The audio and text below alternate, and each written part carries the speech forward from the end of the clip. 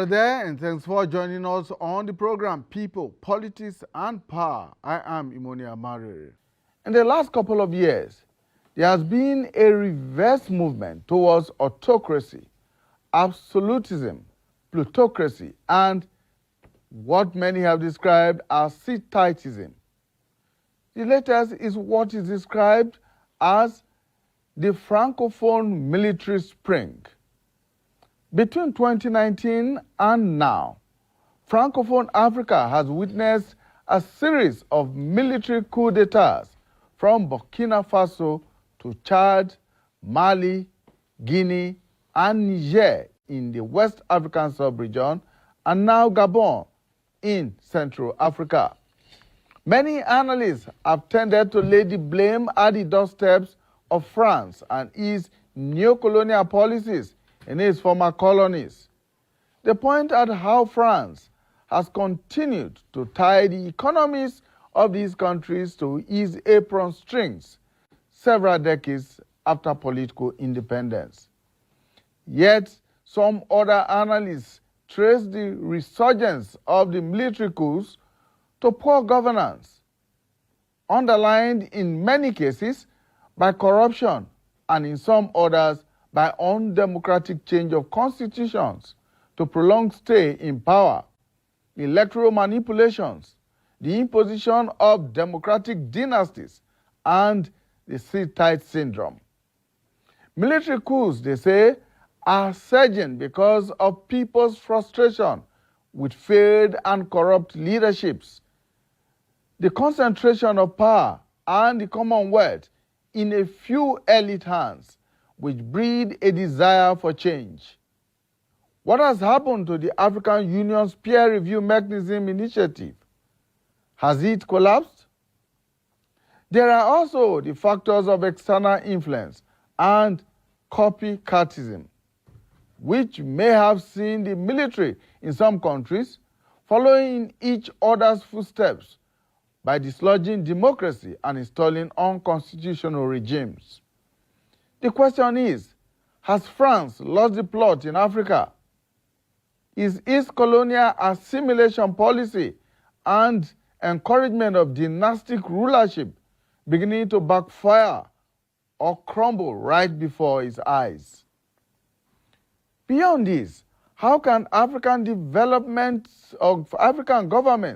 demilitarize their democracies such that the military is kept away from the inner recesses of power, either as bodyguards or presidential protective forces, so as not to be tempted, induced, or influenced by internal and external forces to usurp power? What is the practice in this regard in the more developed democracies of the world? On this edition of the program, we shall examine all the factors promoting the decline of democratic ethos on the continents and the resurgence of military regimes. Beginning, of course, with the situation in Gabon, where the military has just ended the 56-year-long Bongo dynasty.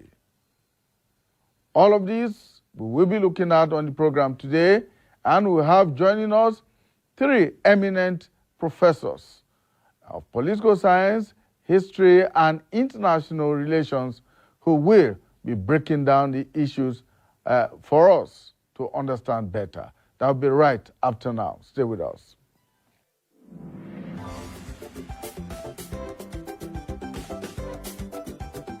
Did you know that AIT's social media handles have all changed? If you are one of the millions of our followers on Facebook, Twitter, and YouTube, this is introducing to you AIT's new official and rebranded social media handles. Like or follow us now on our Facebook page, Official AIT Live. If you're on Twitter, switch to our new handle at Official AIT Live and activate the notification button to get breaking news and updates on the go. For exclusive short videos and photo news, follow our Instagram account at Official AIT Live.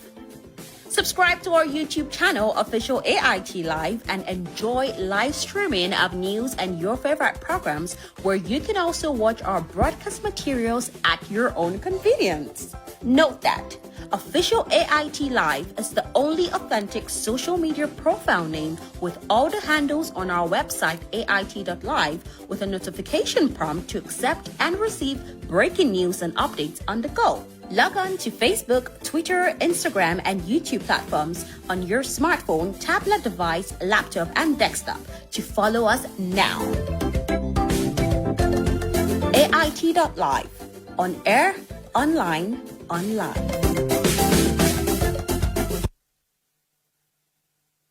All right, thank you for staying with us. Let's get to meet our guest analysts on the program today. 3 of them, all of them professors. First, right here in the studio, we have Professor Twabasi Akpan.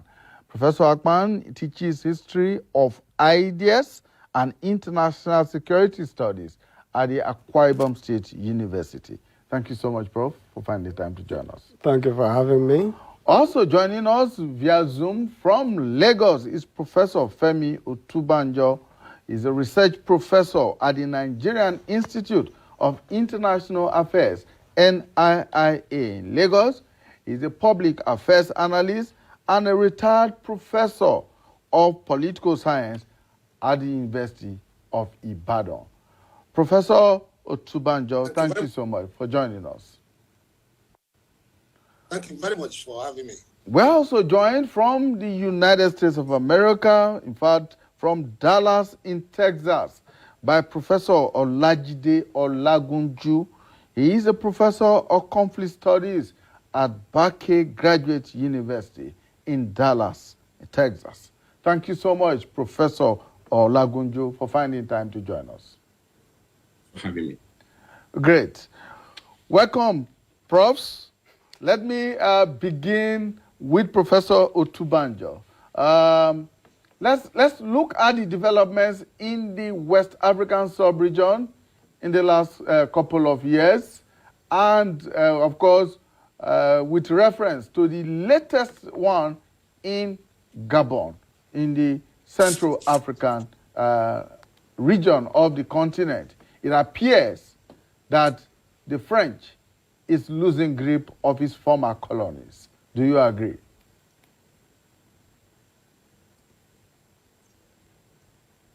Professor Otubanjo, can you hear us? Yes. Okay. That was meant for me. I lost contact before. It was. I can see that, yes, I can say that is true. The French, they are losing grip, and they should lose grip. They have a horrible grip on this, their former colonies. We know the story of Haiti. The Haiti story is one of the most pathetic in history of mankind, in which Haiti had actually to buy its independence, and it's been ruined since then. They have not been able to get out of it. But we find also the situation with French West African colonies. Prof, you need to adjust your camera so that we can see your face. Right now is a profile, right? Okay. I don't know what's happening. You need to shift it a bit so that we can see your face. It's a profile of you that we are seeing now. Yeah, okay. I'm trying to do that. I don't know why I'm so far away. Okay, let me see. Prof, just move to your right. Move a bit to your right and you'll be okay. Move yourself to your right. Okay. Leave the camera and move yourself, Prof. Just move yourself. Leave the camera where it is. Yes. Okay, fine. That's great. Okay. That's great. Okay. Yes. So please go ahead. Yes. Please go ahead. Okay. We'll try and get Professor Otubanjo back on. But in the meantime, let me come back here in the studio. Professor Twabasi, I'm going to be posing the same question to you. It appears the French are losing grip of their former colonies. Of course, it would appear as if they are losing grip. But at the same time, if you know the character of imperialism, they will try to fight back.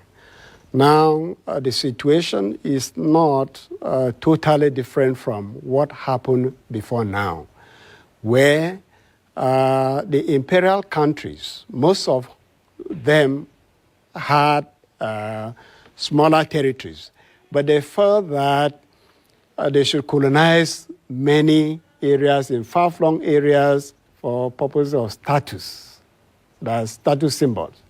So, geostrategically speaking, France, which is a very small country, feels that it could level up with other powerful countries if it has a number of territories outside Europe. So, because of that, you had the policy of identity or assimilation, like you rightly pointed out. Then you had that of association of paternalism.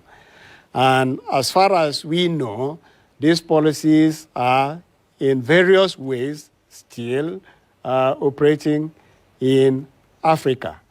But today, it appears you have some high levels of political implosions as a result of the fact that you have a new generation of Africans in most of those states. And they are not seeing any prosperity with association with France.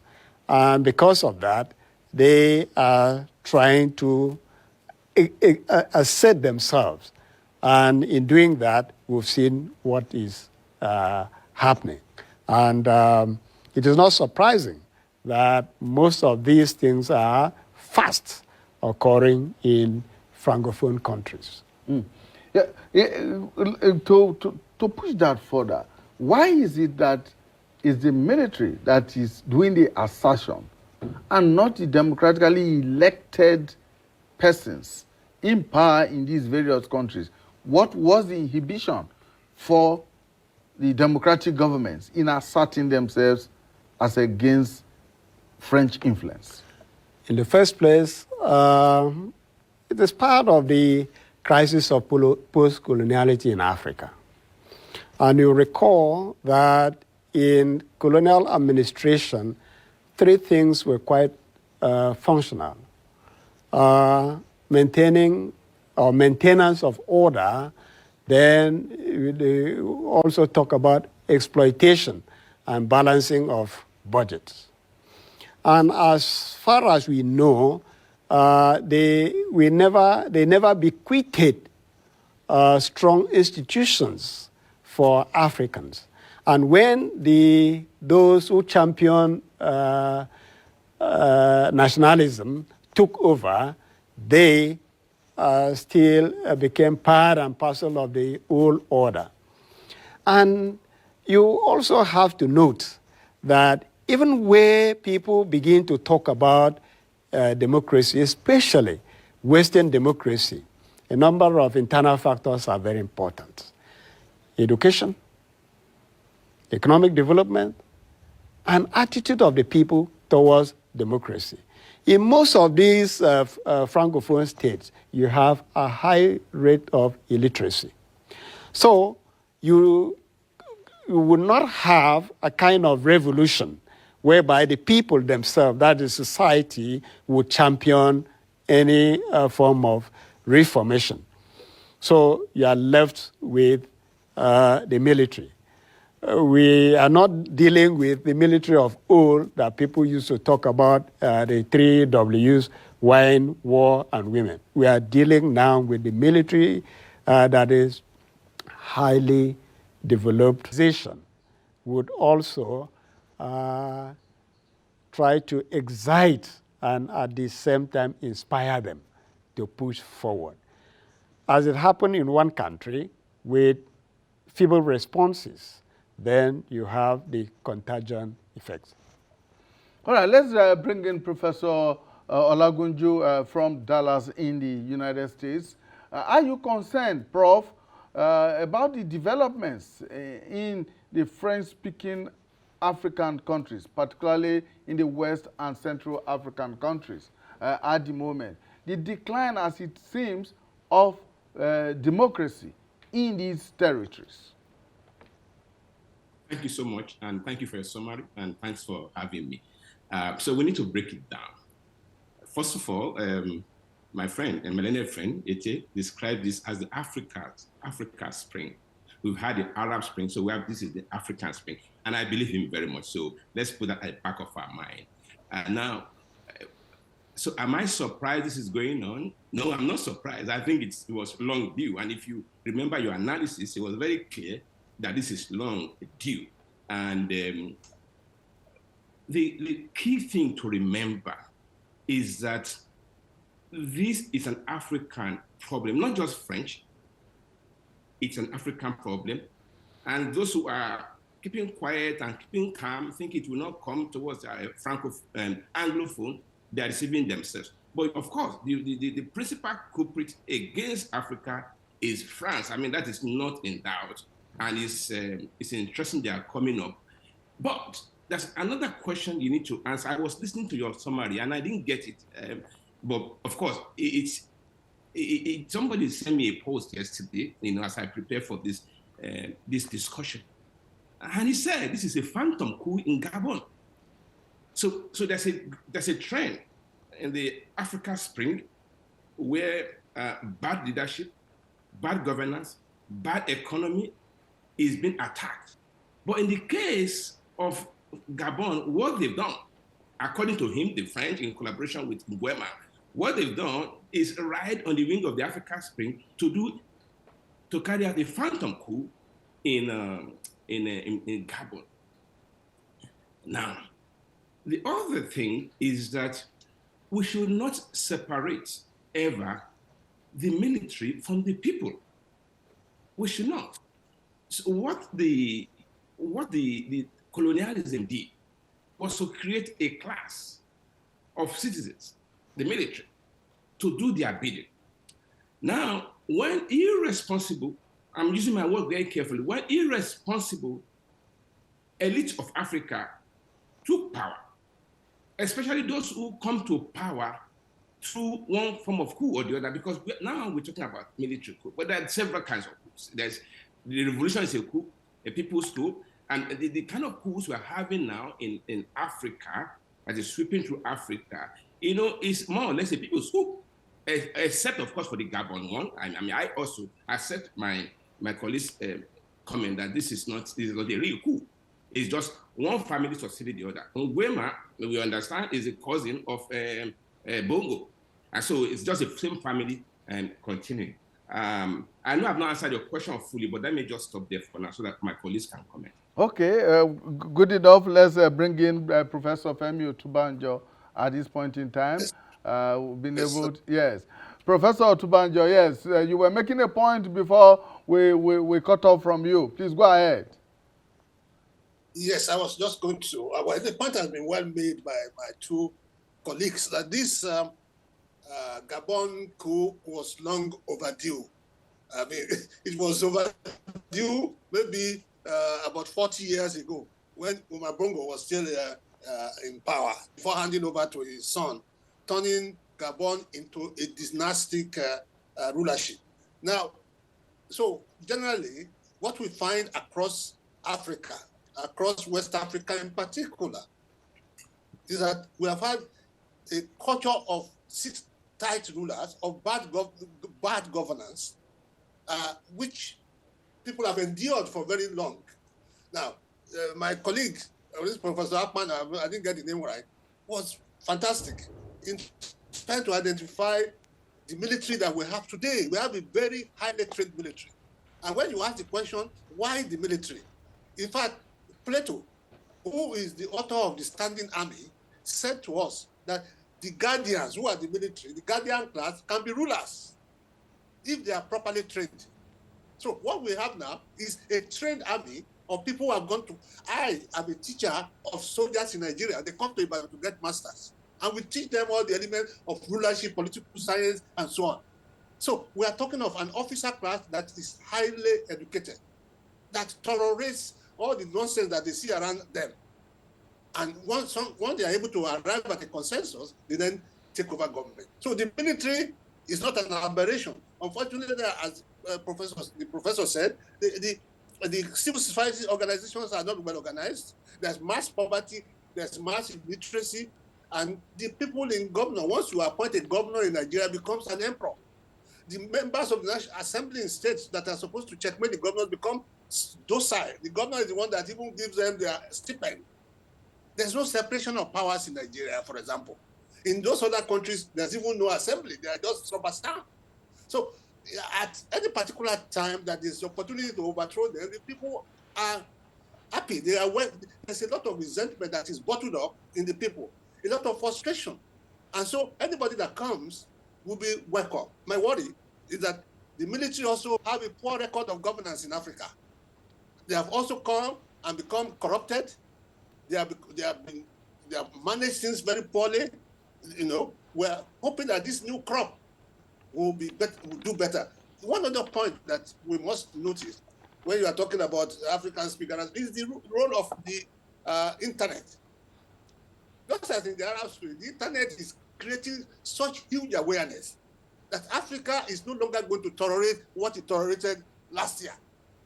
There's huge awareness, just like you see in our Nigerian election. Look at the huge awareness among the young people. There's an awareness among the young that this have to be done differently. Why should we have a leader that sits in office like Museveni, like Kagame or Nguesso, and not to talk of Paul Biya, who is almost a vegetable, still calling himself president of the country? We need, the problem that we have, quite honestly, sir, is that the OAU has failed. The OAU is a collection of leaders of all kinds of sit-tight leaders. How can the AU? I remember that when Gowon was overthrown, it was at the AU conference in Kampala. Should he have been at the AU conference? If the AU has a serious peer review mechanism, it should insist that no country that is not democratic should be a member of that organization. But do they do that? Look at the EU. The EU has not accepted Turkey up to today because of human rights and democratization records. The EU has no morals.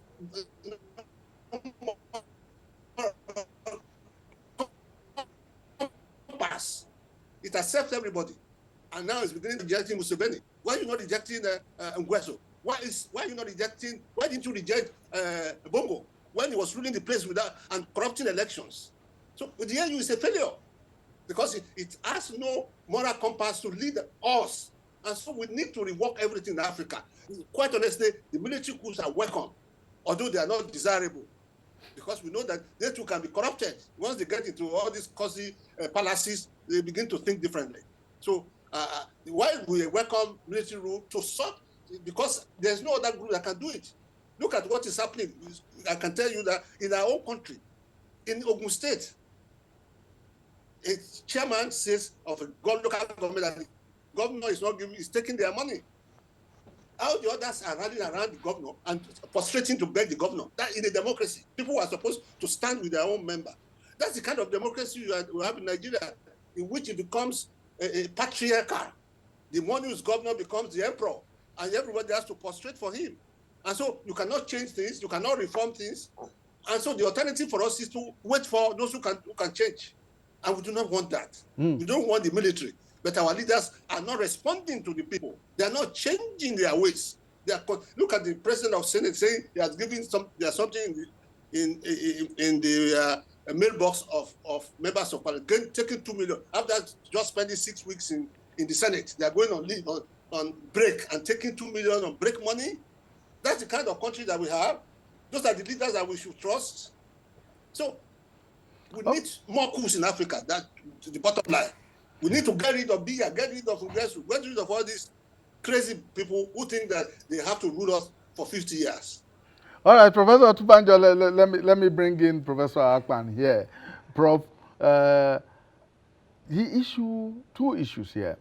One, the AU peer review mechanism appears to have died, or as it were, gone to a very deep slumber, because those who should implement it are themselves part of the problem. And then the other issue which Prof mentioned has to do with the role of civil society in our democracies. Rather than civil society taking up the gauntlet, it is the military boys who are playing the role of civil society. Yeah, thank you very much. The peer review mechanism of the AU had since collapsed because AU itself is a league of dictators. I think the last speaker had already outlined that. And as lawyers would say, you cannot give what you don't have. So what do they have? You have Museveni there, you have Paul Biya there, and you have all sorts of strange characters, cantankerous characters as leaders. So who would review what who is doing? So he has since failed. Now, you see, from the very beginning, Africa failed in establishing an organization that should be owned by Africans, that would also review positively what African governments are doing. Contrast that with the EU. EU started with few states. They put forward a set of conditions that those who wish to be members will become members. But in our own case, we admitted all manners of states with different characters of governance. And no preconditions. No preconditions. And even when it came to transforming it from OAU, Organization of African Unity, to AU, they still did not do the right thing. So for us, we have to go back to the basis and emulate the EU. 2 states can start, or a few, with Spartan conditions for others who wish to become members to be members. Otherwise, what it is like the story told by Macbeth, that this is a tale told by idiots, full of sound and fury, signifying nothing. As far as I'm concerned, the AU had since collapsed. Same with ECOWAS and all the RECs in Africa. Mm. Then the second one has to do with the civil societies. First, like I said before, the standard of education must be high. When you have a highly illiterate society, there's nothing much that can be done. Because, again, in this climb, you have so many who champion ethnic goals, and they do not see anything wrong in what anybody from their group who has been able, to find himself or herself in political power. And that takes us back to the military. The military is at all times the guardian of the state. And where the state cannot function properly, the military, as the guardian, must step in to underline how the state should function. It is an aberration, because that's not their duty. But again, if maladministration will snowball into crisis and warfare, it is the military whose blood will be shed that will be called to take care of the situation. And therefore, proactively, the military as the guardian, except they have stopped being the guardian of the state. But from the classical times, the military has always been the guardian of the state. And that is why you're seeing what you are seeing in Africa. Mm. All right, let's bring in Professor Olagunju. Professor Olagunju, it appears that the intervention of the military in the different countries, for instance, in Niger and in Gabon, which is the latest, appears to have come from, let's say, from within the presidential seat of power. In Niger, it was the head of the presidential guard that struck.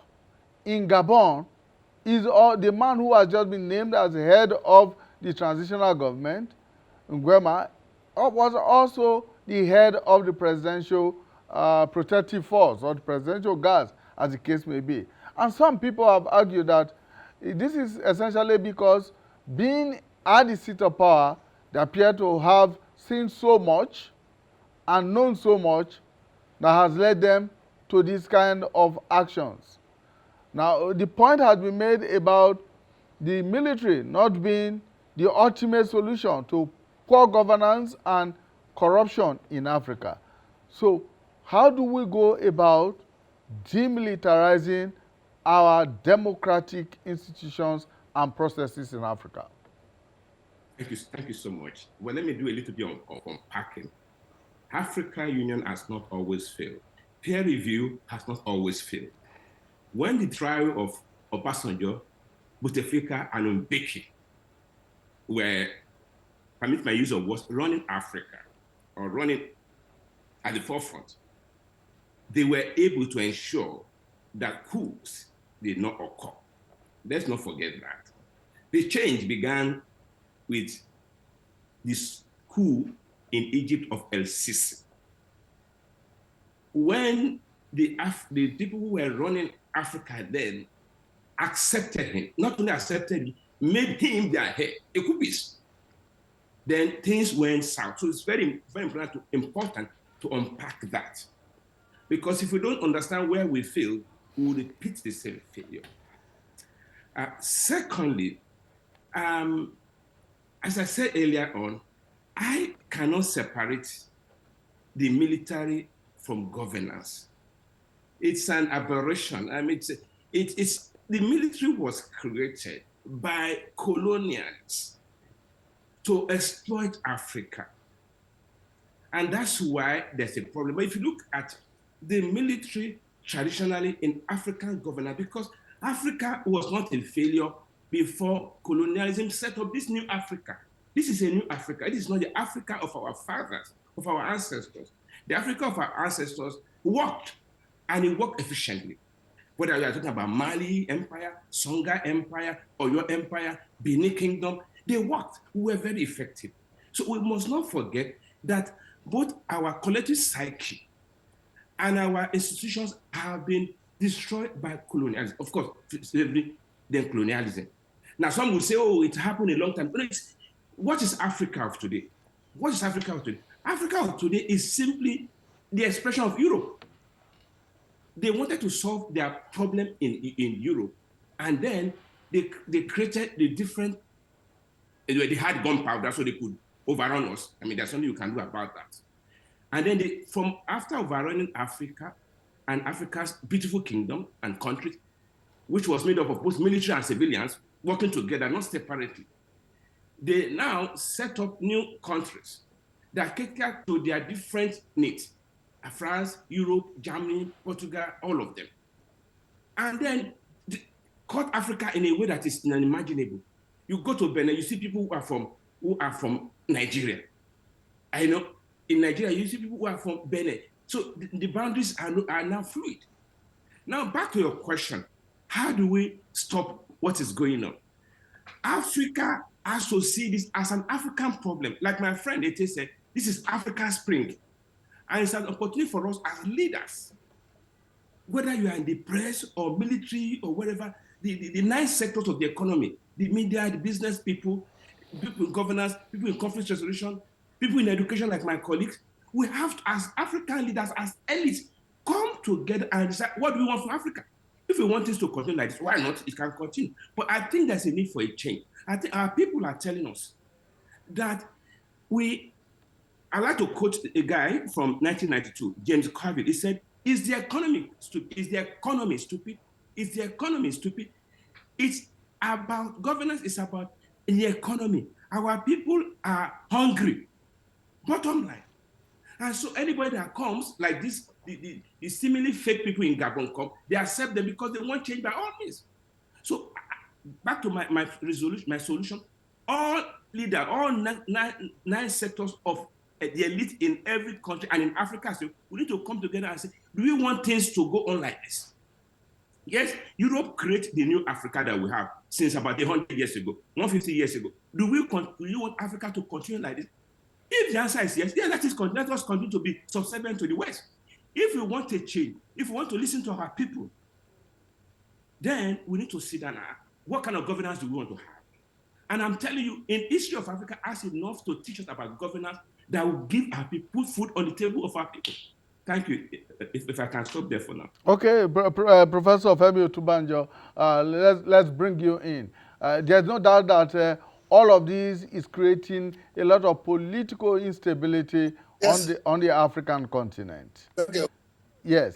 So if that is the case, Yes. what is the direction to go in ensuring some measure of stability in our various countries, particularly against the backdrop of the economic situation, the economic hardships that many countries in Africa, if not all, are going through at the moment? Okay. Yes, I share very much Professor Olagunju's focus on the economy. I mean, the economy is about good governance, about running the country properly for the benefit of the people. That's what democracy is all about. It's about running a system, a political system for the benefit of the people, not for the benefit of the rulers. Democracy is not governance by those who have been elected for the benefit of those who are elected. It is governance for the people. Now, if you take the case of Gabon, do you know that Gabon's GDP per capita is one of the highest in Africa? $10,000, double that of Nigeria. That is what Gabon has. But the Gabonians see $500, the average Gabonese. Look at the pictures we are seeing of the son of Bongo and the huge boxes of money in his residence. They take everything, buy houses in France, buy Ferrari, Maserati, Lamborghini. That's what you see. When you look at the story of the son of the president of Equatorial Guinea, the Nguema, this young boy, and they feature him on fashionable magazine, his lifestyle. And yet, the average Gabonese does not, or Equatorial Guinea does not have access to pipe-borne water. So there's no alternative. Look at our own country. People are voting for bulletproof cars. In the city of Lagos today, for the last 2 years, there's been no pipe-borne water. We're all pumping our own water. Electricity, fortunately, because it's commercialized, is a little bit better. But those are the issues. The roads are horrible. I saw the roads Sapele to Warri the other day on television with the governor caught in it. Should that be a federal road? Should it collapse like that? So we are talking of governance that is democratic, not governance that is election that is just a means of selecting people for authoritarian rule. What we have in Nigeria and Africa are not political parties, but gangs. We have gang leaders who operate in a court and therefore insist that somebody who criticizes them should come and prostrate. That's what we have been having in Nigeria, even in those days when so-called good old days. I know what happened in the Second Republic, that one critic of a government was asked to come and prostrate for the governor for doing his duty in the House of Assembly. So we really need a lot of orientation. Of course, people must mobilize themselves. As I said, the Nigerian example, the Nigerian support for Obi is a good way forward. That people become more conscious, they mobilize, and we put in place technology that will ensure that the people's votes count. We have the BVI that we have used, which we improve, and maybe do electronic voting so that we can elect leaders that we want. What we have now is that we are just voting, and the people who want to rule take the power from us. And when they get there, they do what they like. We need to bring them back. Particularly, I would like to talk about my country. We need to bring them back. What is happening now is not acceptable. We need better governance. We need more strict people who are committed to Nigeria, who are committed to governance, not to themselves. Those dynastic rulers ought to get out of the place and give room to democracy. First, let's democratize the whole of Africa. Proper democratization, proper elections, not rigged elections. Let's remove sit-down leaders and restore democracy. And let us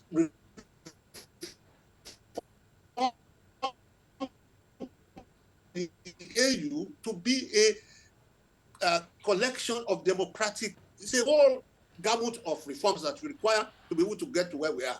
We need the people to be more active, the general populace, the NGOs or CSOs, civil society organizations and all that. We need more and more of them. And of course, the social media is our friend. The internet is our friend. And we need it to be able to put constant pressures on our leaders until they get out of the office, particularly those of them who cannot perform. Okay, Professor Akpan, it's been established that even the military boys who come to power through coup d'etats have themselves, one way or the other, been sucked in by the allure of power and the resources around them. There are hardly any credible examples of men and women who have taken power through the barrier of the gun in Africa who have gone on to excel, apart from, of course, maybe Thomas Sankara in Burkina Faso several years back. Now, that being the case, and with these people coming in and laying down long transition programs or framework for transiting from military to democratic rule, what then should be the approach to getting them to relinquish power and in an orderly manner? Thank you very much. I will come to that, but let me make comments on what the other professors said. Please go ahead.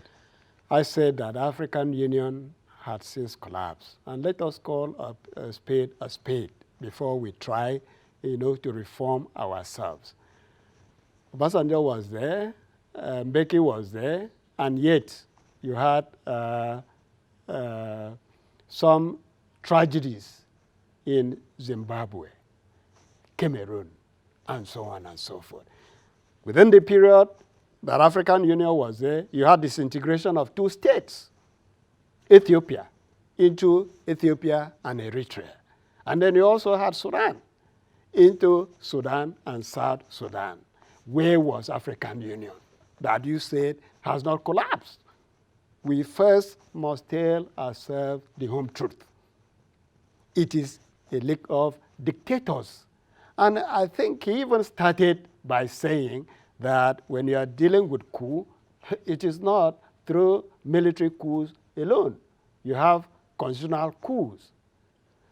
Anything that is outside the Constitution is a coup. Any overthrow of government, whether it's through protest, whether it's through revolution, whether it's through the military, is a coup. And therefore, we have to get that first. Then on how we have to solve the problems. Like I said before, the military is but the guardian of the state. Is for them to guide the state. Once they strike, as they did recently, they should have short time to exit. But then, let us not try to see how to solve problems in immediacy. Let's look at the tragedy that we face in Africa. We are dealing with Western democracy. Western democracy has a set of rules and conditions. And if you don't obey these rules and conditions, you can never have democracy. But beyond that, we also have to note that this Western democracy does not fit the African situation. So it's a question of trying to sing the Lord's song in a strange land. It is not. Note that Africa never had democracy before colonial rule. You had many families coming together to vote to elect a king, and you hardly would have a problem. The model that fits Africa is that of proportional representation. I've always argued about that. And what does it mean? You vote for political parties. The parties that have 60% will will be entitled to 60 seats. The ones entitled to, that will have 30% will be entitled to 30 seats. Then, of course, you have a threshold, maybe 3 to 5% or even 10%. Right now in Africa, where we are talking about elections, you have minority rules, in the sense that they will maybe become president with 20% or 30% total of votes. What happens to the 70%? What happens to the 80%? They are wasted. And when you have cracks in the system, for example, economic downturn, those whose votes were wasted would never see anything good in the leadership. And they are the ones who fertilize the ground for the military to strike. But if you involve everybody by way of government of national unity, where all the political parties that have had votes are part of it, you won't have a problem. Note again, there is no African state except Somalia that is a nation. Some are states, mere states. Some are state nations. There is none that is a nation state. So it's a plural society. Everybody must be brought on board until such a time that we can begin to talk about nations. That is the creation, technically, of a society inhabited by a contented people and also have uniformities of value systems. For now, you don't have. So we have to create that culture first. Otherwise, we are wasting our time. The military will come, you have a transition, then the civilian leadership will come, and then because they have not carried everybody along, then you have a problem. The final leg is that of the fact that the state runs in parallel with the society. No major.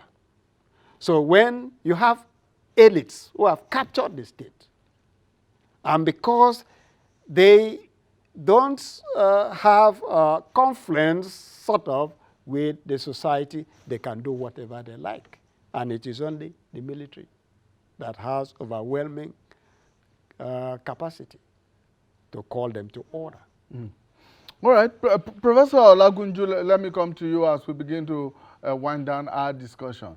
Do you subscribe to the fact that our various systems of government and our various electoral practices may actually be part of the problem, which is that it's not an all-inclusive system of government?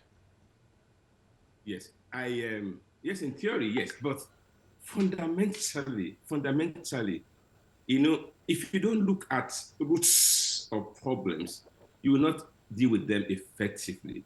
You know, if you advocate Western democracy, you immediately see that there's something wrong with them. I ask you a question. The kinds of things France is doing in Africa, abusing human rights, economic and other rights, can they try it in Europe? Can they try it in France? No, they cannot. So fundamentally for me is what is going on, what do we have in Africa? What can we build on? Now, you may not like my concept of elites, but the truth is that at all times, elites will always lead. If you came to my house and tell my parents at one point, oh, there's a meeting on, and they would want you to come and participate, my father and my mother will send me to represent them. At a time, they will not send me, they will go for the whole and speak for the whole family. I'm saying that there's something we still have in Africa, including the military that we people. They are part of leadership. Don't forget the multi-track diplomacy, the 9 sectors of society. There are leaders, there are real leaders in Africa. And what is happening is that we are not talking to one another. Everyone is looking for how to get power and get money that they don't even know how to use, because you carry the same money and take it to the same Europe that are oppressing us. So for me, before we talk about what is the way forward, what can be representative, whether democratically or proportionally. What we need to do as African elites is come together. We need to come together. The military, the politicians, the media, the business people, they exist. We need to come together and say, what do we want in our individual countries? And what do we want for Africa?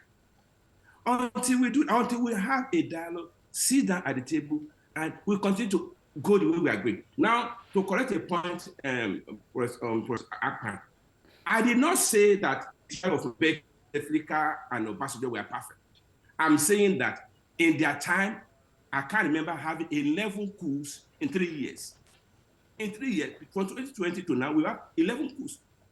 That is an aberration. Not something is wrong. And it is true that most of these schools, our people support the coupists. But I'm saying that what our people are telling us is not that they are supporting these soldiers or whoever the coupists are. What our people are telling us is that we as elite leading them, don't forget the example of me and my brothers. Those of us that our parents have sent out, you in the media, you in the academia, you in business, we need to sit together and decide. We can't be looking to Europe forever. We need to decide, what do we want for Africa? When we do that, part of the thing that will come out, to answer your question, part of the thing that will come out is how do we govern ourselves? Thank you, sir. Thank you so much, Professor Olagunju. Professor Otunbanjo, let's have your last say on the program for today. We have very little time left. Let's say that I'm very excited about this. It's turned out to be a roundtable, a seminar, a very good one. Now, let me say that democratization, no country in the world started with democracy. So this whole idea that democracy is not African, forget it. No country in the world. America, the United States became democratic only this century when they allowed universal suffrage. Democracy was started in Greece and it gradually crept. And don't forget also that we are talking of democratization, a process. There's nothing like democracy that is dumped on your table. You democratize, you build it up gradually. And how do you build it? If you take the example of the countries of Eastern Europe, they came from communist autocracy and they have become democratic, they have joined the EU. So it is possible. What you need is systems, the mentality of the people, the mechanism for control. You need to empower people, and the way to forward is begin the empowerment of Africans, education, and the economy. If what, as is commonly said, when people are educated, they are very difficult to misgovern. So that's why in the US you have